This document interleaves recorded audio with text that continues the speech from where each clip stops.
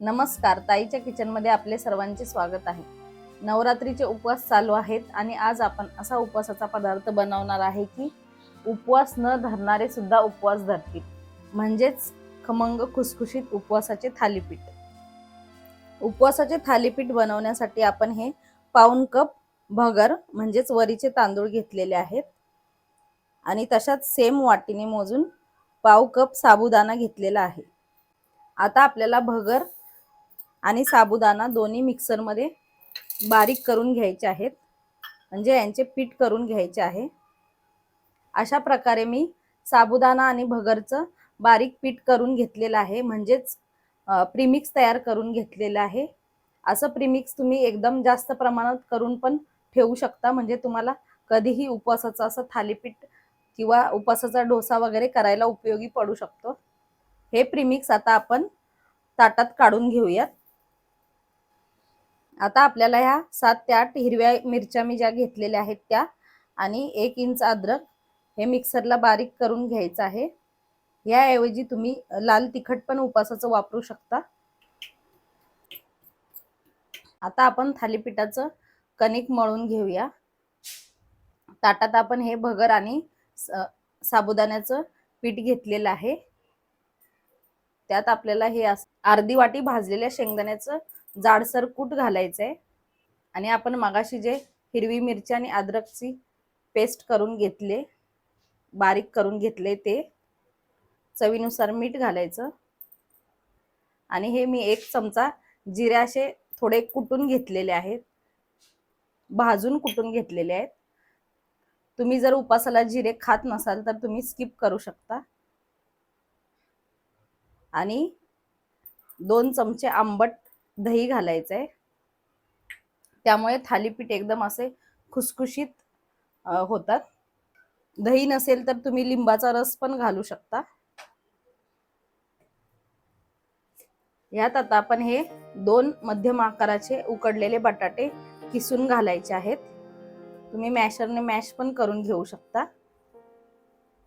किसून घेतल्यामुळे अशा गुठळ्या राहत नाहीत, पूर्ण बारीक स्मॅश होतं।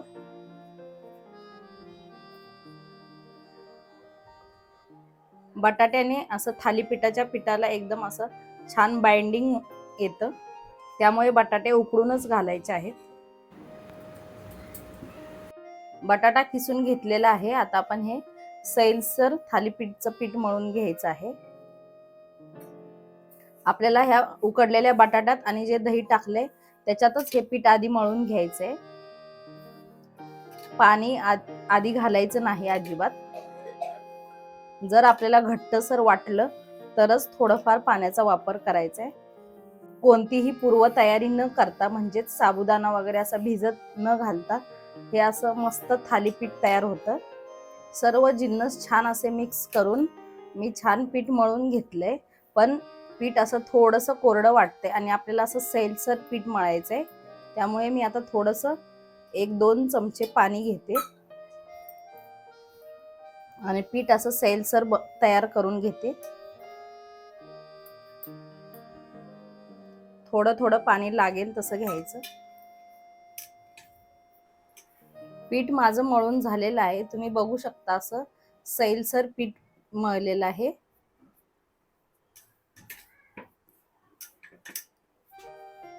आता ह्याचा आपण एक असा गोळा करून घेऊयात।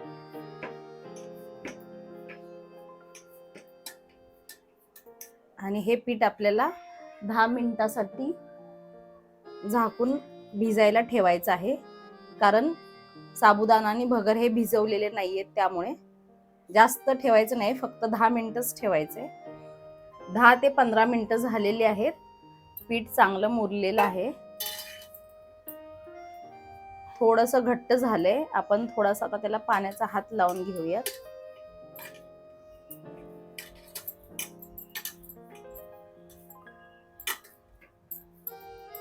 पाण्याचा हात लावून थोडंसं मळून घ्यायचंय।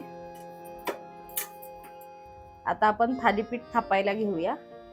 थालीपीठ थापण्यासाठी मी हा बटर पेपर घेतलाय, त्याला थोडंसं असं तूप लावून घेते, चिकटू नये म्हणून थालीपीठ।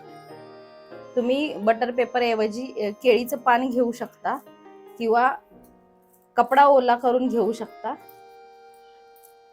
आता मी एवढा असा पिठाचा गोळा घेतलेला आहे.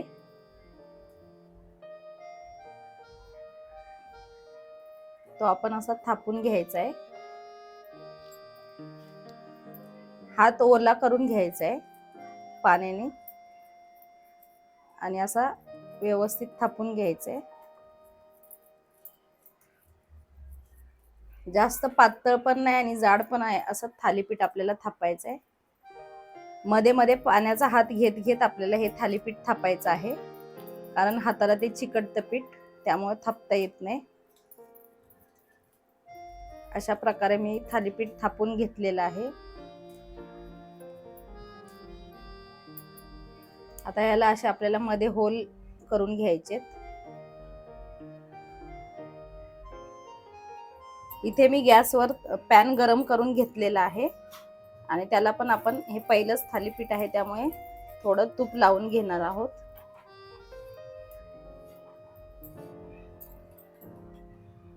आणि आता हे थालीपीठ टाकताना गॅस कमी करायचा आहे आणि अशा प्रकारे आपल्याला हे थालीपीठ टाकायचं आहे आणि असं काढून घ्यायचं आहे.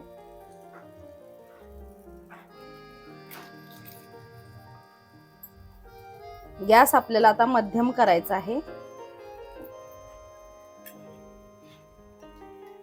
आणि मध्ये जे होल केलेत त्यात आपल्याला तूप सोडायचं आहे. तुपाऐवजी तुम्ही शेंग तेल पण वापरू शकता. उपासासाठी तूप आणि शेंग तेल चालतं.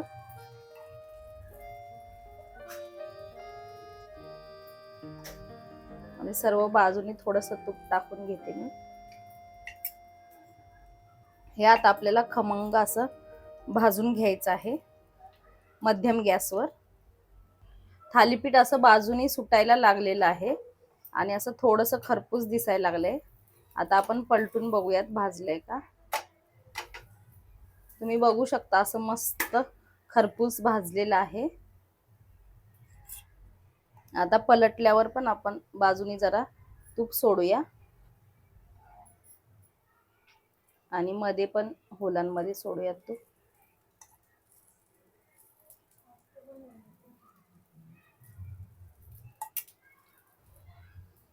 आता आपण दुसऱ्या बाजूने पण थालीपीठ परतून बघूया.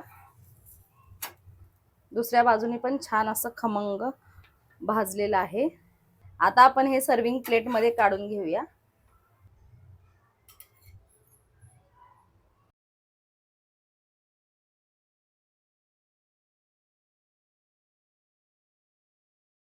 दुसरं पण थालीपीठ आपलं छान खरपूस भाजलेलं आहे.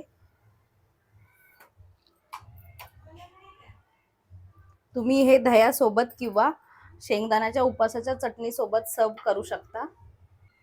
हे थालीपीठ गरम असताना खमंग आणि खुसखुशीत तर लागतातच, पण थंड झाल्यावर पण असे वातड होत नाहीत अजिबात. जर फोटो वगैरे काढून झालं तरी सुद्धा हे एकदम खुसखुशीत आहेत, अजिबात वातड झालेले नाहीये. ह्या नवरात्रीच्या उपवासात तुम्हीही हे थालीपीठ बनवा आणि मला कमेंट करून सांगा कसं झालं ते. रेसिपी आवडली असेल तर लाईक करा, जास्तीत जास्त शेअर करा आणि अशाच नवनवीन रेसिपीसाठी चॅनलला सबस्क्राईब करायला विसरू नका.